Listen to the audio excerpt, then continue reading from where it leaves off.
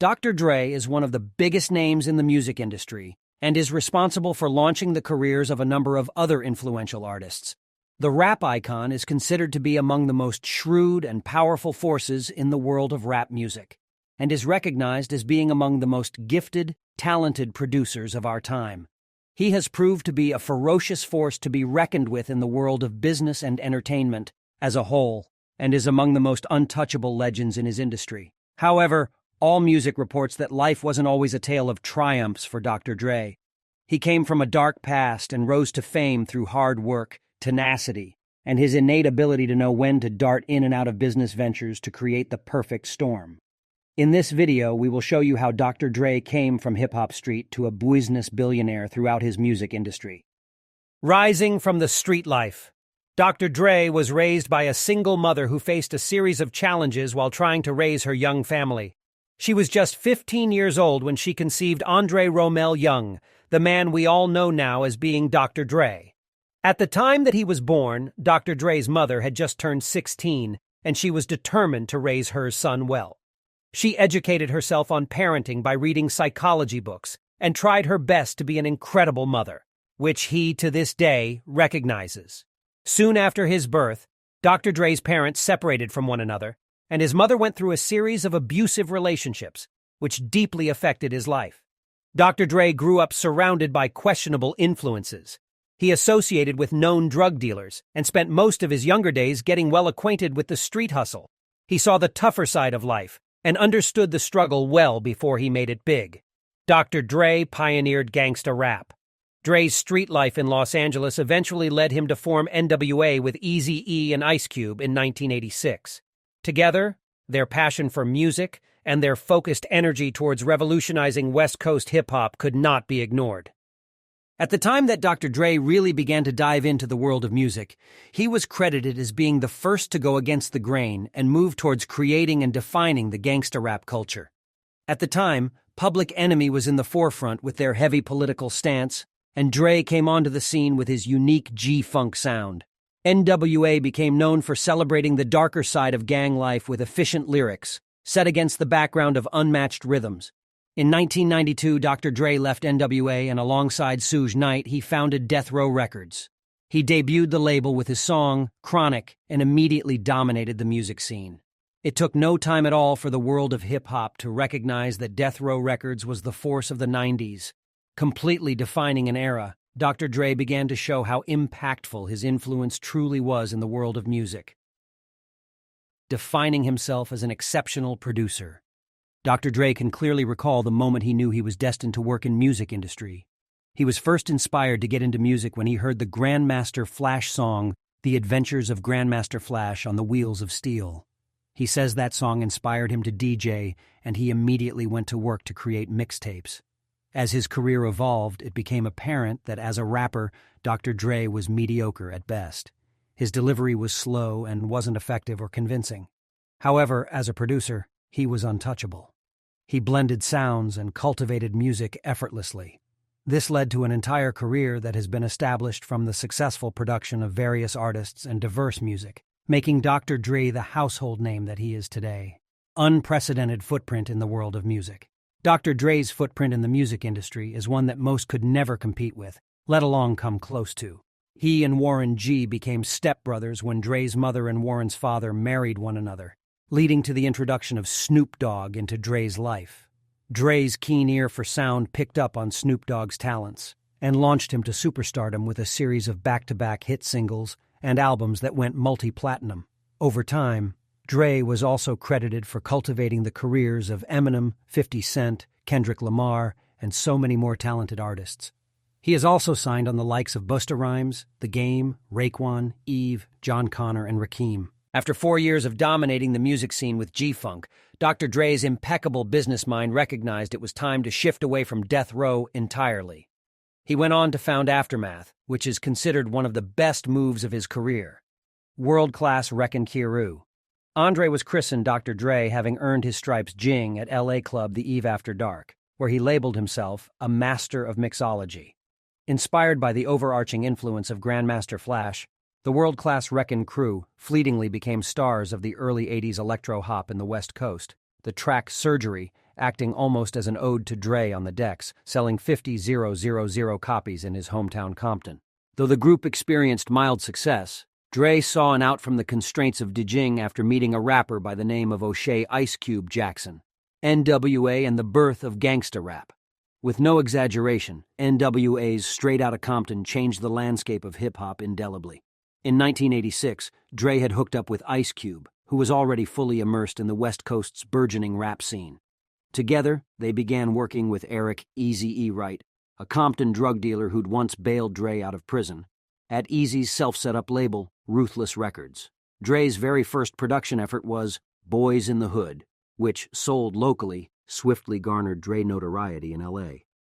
The trio formed the core of Niggas with Attitude and were later joined by Arabian Prince, DJ Yella, and MC Ren. The rough and ready Dre production of their debut studio album, Straight Outta Compton, enraged the authorities, shocked the music press, and enthralled hip-hop fans with its trifecta of profanity-filled anti-authority tracks. Straight Outta Compton, Fuck the Police, and Gangsta Gangsta resonated strongly, despite its notoriety keeping it out of mainstream media.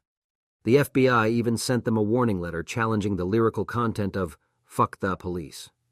However, the album was an unprecedented success, selling over 500,000 copies in just under 2 months with no radio play or TV support. Although NWA's album was simultaneously demonized for glamorizing black-on-black crime, it was also praised by fans and critics for portraying the West Coast's gang culture with unrelenting honesty. It should be noted that violence wasn't its only focus.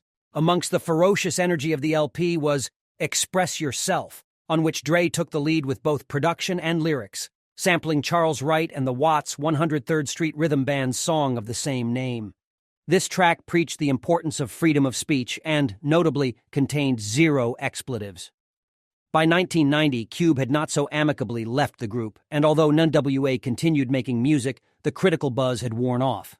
In 1991, NWA made history again, steering their second effort, E Feel for Zaggin', to #1 despite being banned in a number of retail chains. However, Dre's dwindling interest in NWA on top of a strained relationship with Eazy saw him part ways shortly after. Death Row Records and Snoop Dogg. Dre parted ways with NWA and Ruthless to co-found Death Row Records with Marion Suge Knight, encouraged by rapper The Doc. In 1992, Death Row released its first single, Dre's Deep Cover, the theme of a movie of the same name. Dre collaborated with a rapper recommended by his stepbrother Warren G, who, alongside G and Nate Dogg, was part of the fellow Compton group, 213. This recommended rapper was none other than Snoop Doggy Dogg. Although all of 213 had an impact on Dre's rise, it was Snoop who played a significant role in the debut album that solidified his career. In 1993, Dre released The Chronic, and Snoop appeared on 9 of its tracks. Snoop's trademark laissez-faire style blended perfectly with Dre's exceptional use of funk samples, especially on the breakout single Nothin' But a G-Thang, which sampled Leon Haywood's smooth I Wanna Do Something Freaky to You. The Chronic surpassed expectations, going triple platinum and earning Dre his first Grammy for Best Rap Solo Performance on the track Let Me Ride.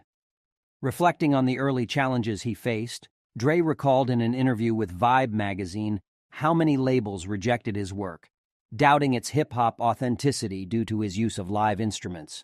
However, the success of The Chronic reassured him of his talent.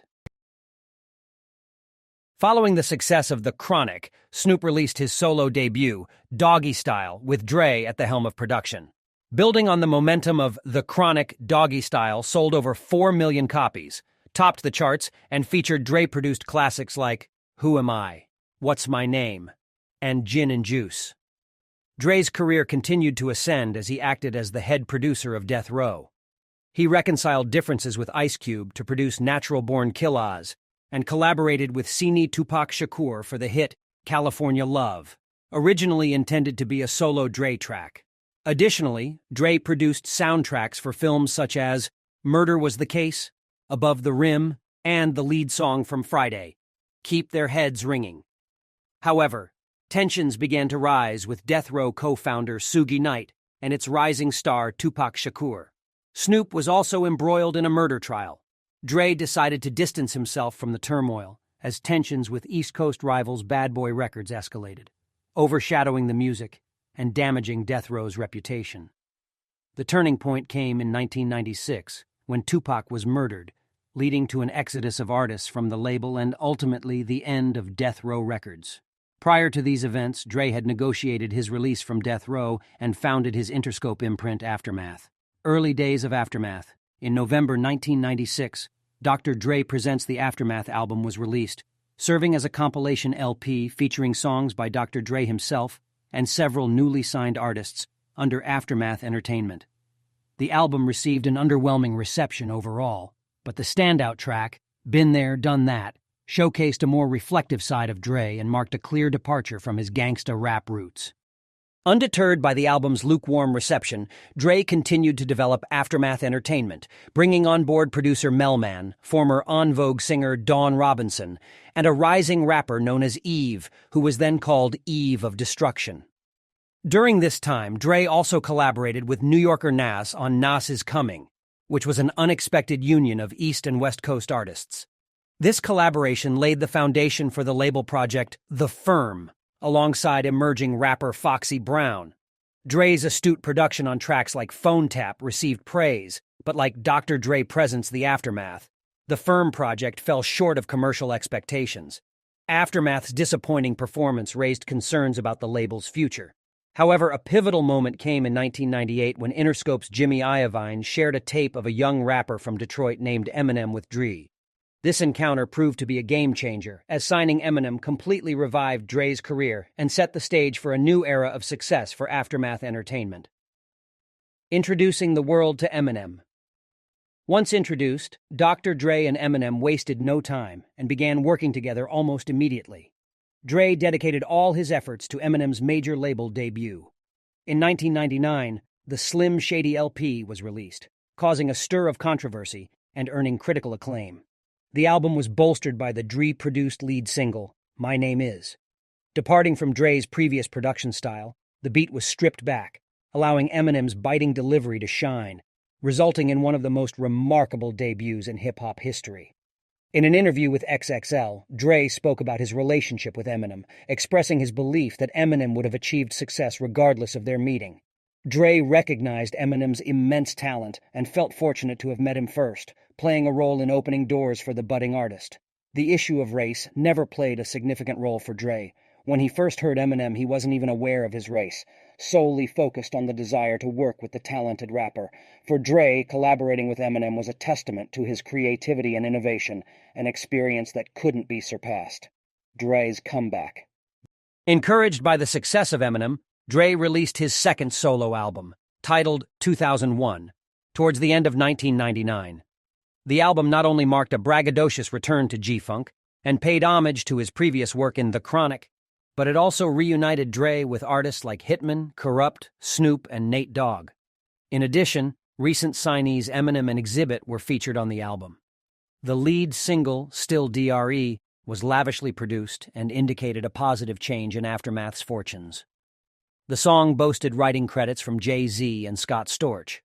Dre showcased his exceptional talent for creating menacing string arrangements, combined with a resurgence of the bold lyricism reminiscent of NWA's style. G-Funk was making a strong comeback. Next episode, which sampled David McCallum's 1967 track The Edge and Forgot About Dre, followed with similar success on the charts. Dre's achievements didn't stop there. He later won a Grammy for Producer of the Year and embarked on the highly acclaimed Up in Smoke tour.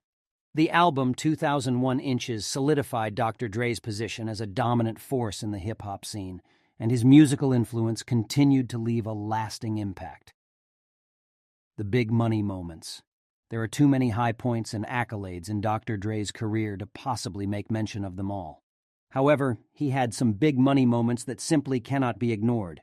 In 2001, he earned an astounding $52 million by selling a portion of his shares in Aftermath Entertainment to Interscope Records. This move made him the second highest-paid artist of that year. He went on to become named the highest-paid musician in 2014 by Forbes. This was due largely to the fact that Dr. Dre sold his company Beats to Apple for a huge $3 billion price tag. The sale meant that Dre saw a payout of $620 million. He then went on to make history by creating the biggest wage gap the industry had ever seen. He was sitting at the top as the highest paid earner, while Beyoncé took the spot of #2. However, between the ranks of the #1 and #2 spots was a whopping $500 million in difference. Dr. Dre has maintained his position at the top of the charts and will forever be admired for his tenacity and his incredible ability to dominate the world of music with his incredible talents. He currently maintains a whopping $780 million net worth and continues to reign supreme in the music industry.